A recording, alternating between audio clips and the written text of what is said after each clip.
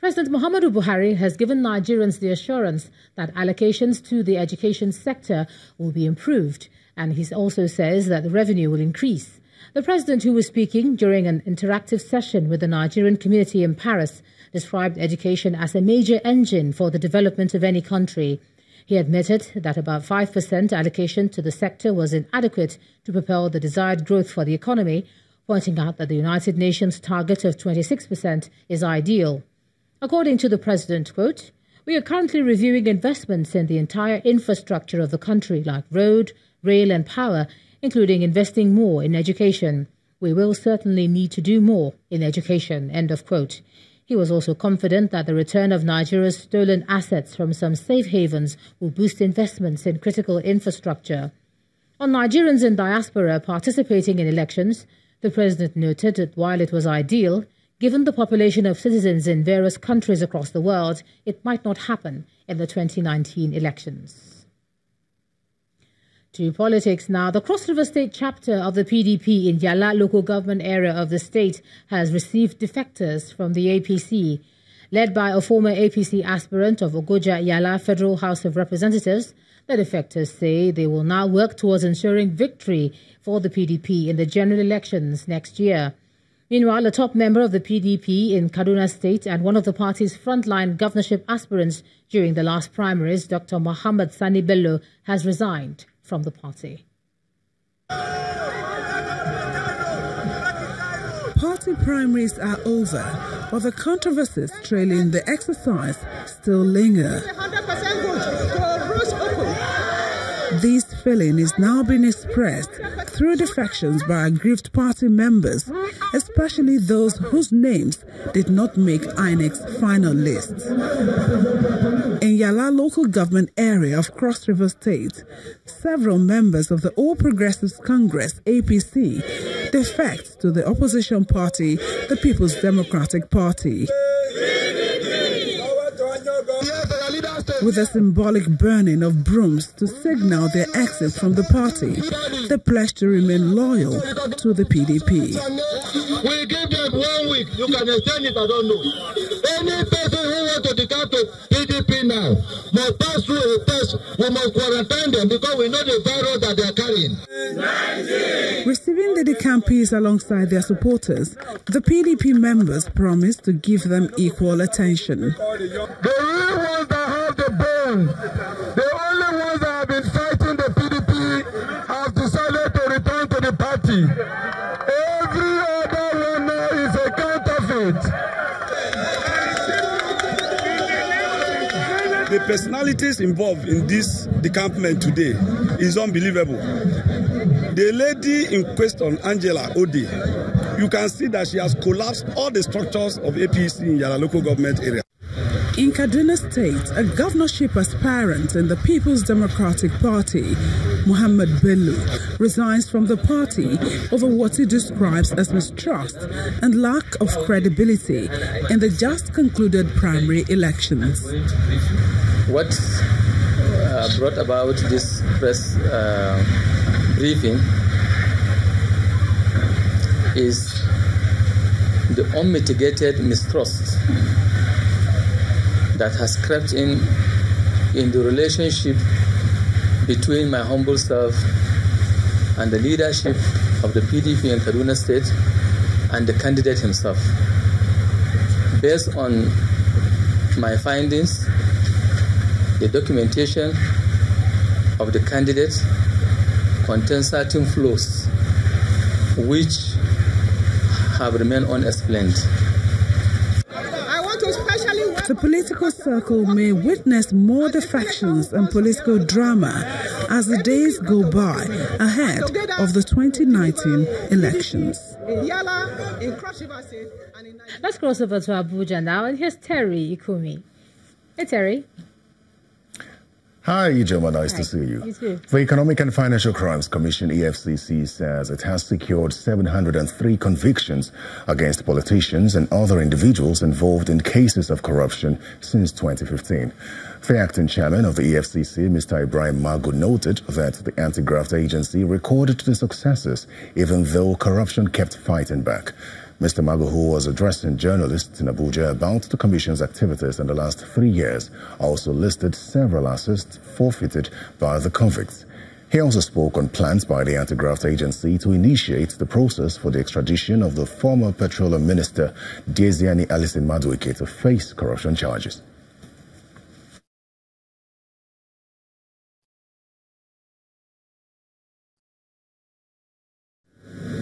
From January 1st, 2018 to date, ladies and gentlemen,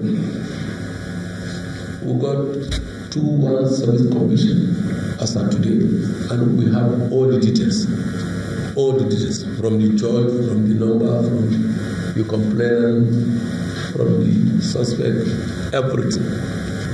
In May and June this year, our resolute anti-corruption stance and determination saw us secure the conviction of 2 former governors. The EFCC also secured the conviction of a senior advocate of Nigeria for perverting the cause of justice.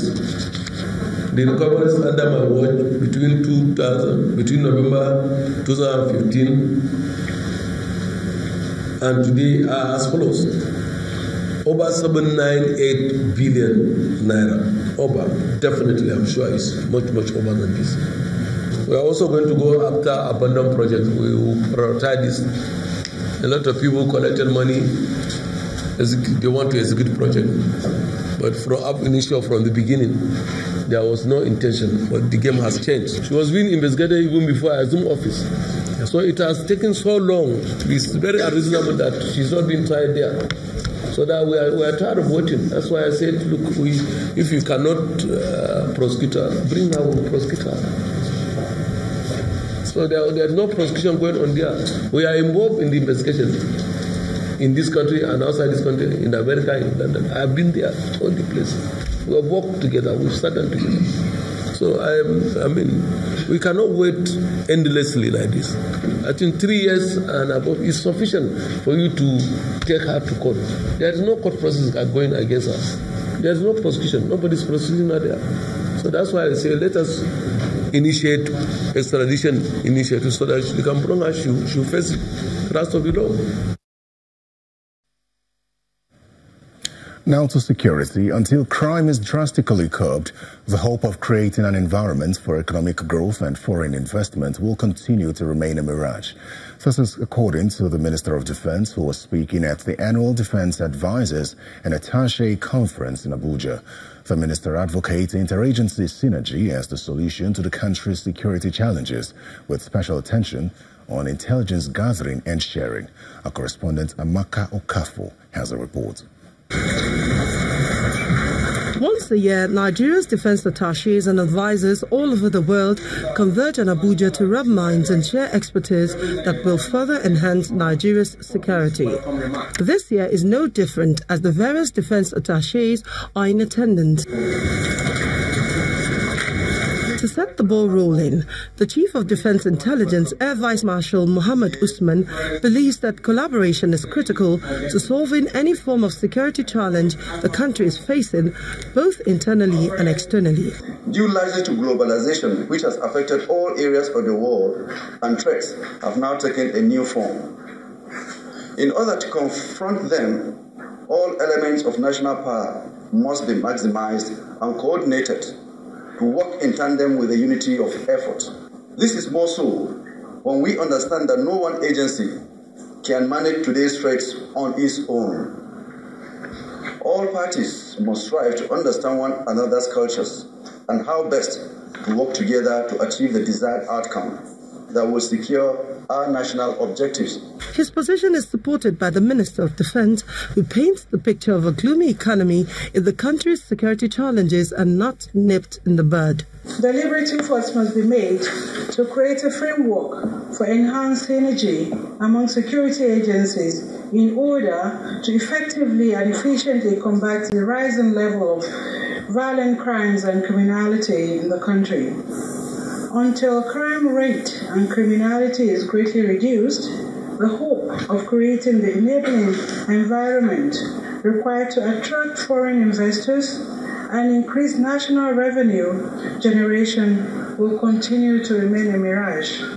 Nigeria has no doubt faced its most serious security challenges in recent times, but beyond this talk shop, words need to match actions to deliver the yearnings of Nigerians for a more peaceful country. Amaka Okafu, Channels Television News. In the meantime, the National Economic Council is developing a 10-year plan to resolve the conflict between farmers and herdsmen. Addressing a news conference in Abuja, the Senior Special Assistant to the President on Agriculture Policy, Dr. Andrew Kwasari, explained that the plan is set for implementation in 7 states most affected by the conflict. Dr. Kwasari, who is also the Secretary to the National Economic Council Subcommittee on National Livestock Transformation Plan, explained that 24 grazing reserves have been gazetted in 6 of the affected states. The plan is a 10-year plan, and in this 10-year, we have 6 pillars. Now we are dealing with the last 3 pillars on justice and peace, conflict resolution and dialogue, and then rebuilding and reconstructing the communities or livelihood compensation. This we think we need to concentrate on in the immediate, from now till the farmers can move their produce from the farm from now to say February, March. But the overall 10-year plan is being finalized.